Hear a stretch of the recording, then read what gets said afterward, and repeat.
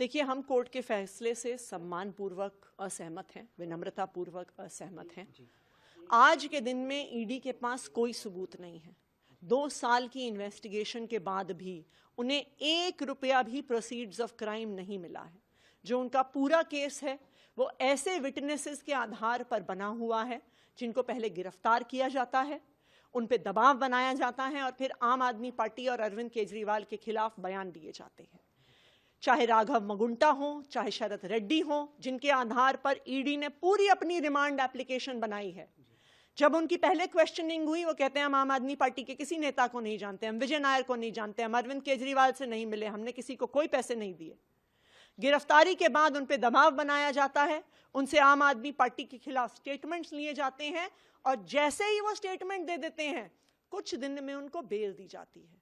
तो ये बिल्कुल साफ है कि ये जो सारे बयान हैं ये फर्जी हैं, ये सारे बयान दबावपूर्वक लिए गए हैं और मुझे उम्मीद है, हम पूरी न्यायपालिका पे ये अपनी उम्मीद ये कायम रखते हैं कि वो इस बात को देखेंगे कि इस केस में कोई भी प्रमाण नहीं है और इस केस में न्याय होगा। मैम, आगे का क्या लीगल जो प्रोसीडिंग्स है, अगर कुछ आप आगे के लिए जो चीजें, देखिए, जो भी कानूनी हमारे पास रास्ते उपलब्ध हैं उनको हम ज़रूर आगे बढ़ाएंगे, चाहे ट्रायल कोर्ट में हो, चाहे हाई कोर्ट में हो, चाहे सुप्रीम कोर्ट में हो।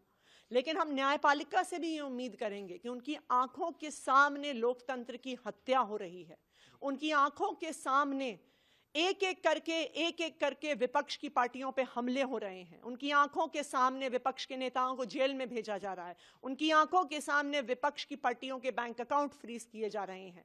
तो लोकतंत्र को बचाना न्यायपालिका की भी जिम्मेदारी है। सरकार को लेकर आगे का क्या होगा, क्योंकि कुछ रिपोर्ट्स में ये कहा जा रहा है कि राष्ट्रपति शासन जैसी बातें, ये तमाम चीजें अब कही जा रही हैं अलग अलग जगहों पर। तो देखिए, ये भारतीय जनता पार्टी का व्हाट्सएप प्रोपेगेंडा है।